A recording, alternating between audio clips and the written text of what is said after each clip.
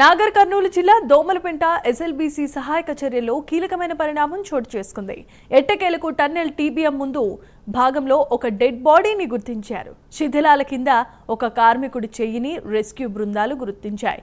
Drilling చేస్తూ మృతదేహాన్ని బయటకు తీసేందుకు తవ్వకాలు చేస్తున్నారు. 16 రోజులుగా టన్నెల్లో రెస్క్యూ ఆపరేషన్ కొనసాగుతున్న సంగతి తెలిసిందే.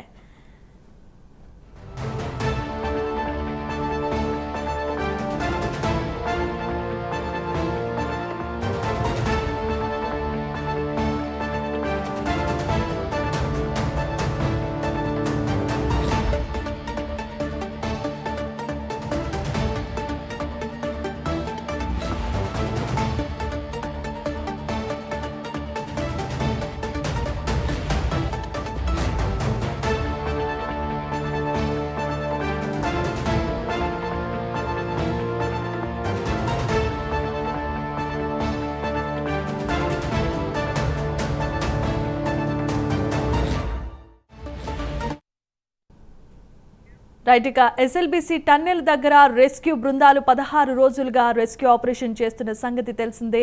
డ్రిల్లింగ్ చేస్తూ ఒక మృతదేహాన్ని బయటకు తీశారు. మరొక కార్మికుడి చెయ్యి కూడా దొరికినట్లుగా తెలుస్తోంది.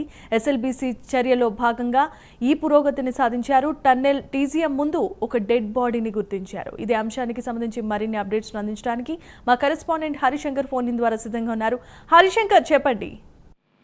జనీమా నాగర్ కర్నూలు జిల్లా దోమలపెంట వద్ద ఉన్నటువంటి ఎస్ఎల్బీసీ ప్రమాద ఘటనలో చిక్కున్నటువంటి 8 మందిని ఆచూకీ కోసం గాలింపు చర్యలు 16వ రోజు కొనసాగుతున్నాయి. అయితే కొద్దిసేపటి క్రితమే కీలకమైనటువంటి అప్డేట్ అందుతుంది. ఎందుకంటే అక్కడ ఉన్నటువంటి టన్నెల్లో టీబీఎం కటింగ్ మిషన్ సంబంధించిన ముందు భాగంలో కూడా ఒక డెడ్ బాడీని గుర్తించినట్టు కూడా తెలుస్తుంది. అయితే శిథిలాల కింద టీబీఎం రాళ్లు, అదేవిధంగా మట్టి కింద కూడా ఒక డెడ్ బాడీకి సంబంధించిన కార్మికుడు చేయి గుర్తించడం కూడా రెస్క్యూ బృందాలు అయితే చెప్తున్న సిచ్యువేషన్. డ్రిల్లింగ్ చేస్తూ ఒక మృతదేహాన్ని బయటికి తీసేందుకు సహాయక చర్యలు కొనసాగుతున్నాయి. అదేవిధంగా ఈ రోజుతో ఈ రెస్క్యూ ఆపరేషన్ లో పురోగతి సాధించామని చెప్పి ఒకవైపు అధికారులు అఫీషియల్ గా వెల్లడించిన సిచ్యువేషన్. మొత్తంగా మొదటి షిఫ్ట్ లోనే ఈ యొక్క రెస్క్యూ ఆపరేషన్ ఈ రోజు ఉదయం స్టార్ట్ కావడంతో కూడా ఇక్కడ ప్రస్తుతం అయితే ఒక కీలకమైన అప్డేట్ అయితే అందినటువంటి సిచ్యువేషన్. మొత్తంగా ఈ యొక్క ఎన్డీఆర్ఎఫ్, ఎస్డీఆర్ఎఫ్ తో పాటు సింగరేణి కార్మికులు రెస్క్యూ ఆపరేషన్ లో పాల్గొంటున్న నేపథ్యంలో 3 షిఫ్ట్లో ఈ యొక్క రెస్క్యూ ఆపరేషన్ కొనసాగుతుంది. మొదటి షిఫ్ట్ లోనే ఈ యొక్క డెడ్ బాడీకి సంబంధించిన ఆడవాళ్ళు కావచ్చు డెడ్ బాడీని గుర్తించిన నేపథ్యంలో ఈ 2వ షిఫ్ట్ 3వ షిఫ్ట్ పూర్తయితే ఖచ్చితంగా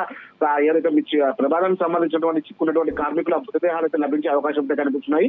మొత్తంగా ఈ రోజు రేపటితో ఈ యొక్క ఆపరేషన్ పూర్తయ్యే అవకాశాలు అయితే కనిపిస్తున్నాయి. మరోవైపు ముఖ్యమంత్రి రేవంత్ రెడ్డి కూడా రేపు ఈ యొక్క ఎల్లుండి రెస్క్యూ ఆపరేషన్ సంబంధించి కీలకమైనటువంటి సమీక్ష సమావేశం నిర్వహించిన నేపథ్యంలోనే అప్పటిలోపు ఈ యొక్క రెస్క్యూ ఆపరేషన్ పూర్తి చేయాలని కూడా వైపు అధికారులు త్వరతగతిన లోపలికి వెళ్ళి టన్నెల్ లోపలికి వెళ్తున్న పరిస్థితి. మరోవైపు కన్వేయర్ బెల్ట్ కూడా కొద్దిసేపట్లో అందుబాటులోకి వస్తున్న నేపథ్యంలోనే మొత్తం పూర్తిగా బయటికి తీసుకెళ్తే మిగిలిన డెడ్ బాడీలు కూడా బయటకు వచ్చే అవకాశాలు కనిపిస్తున్నాయి. జనీమా, right, thanks for the updates Harishankar.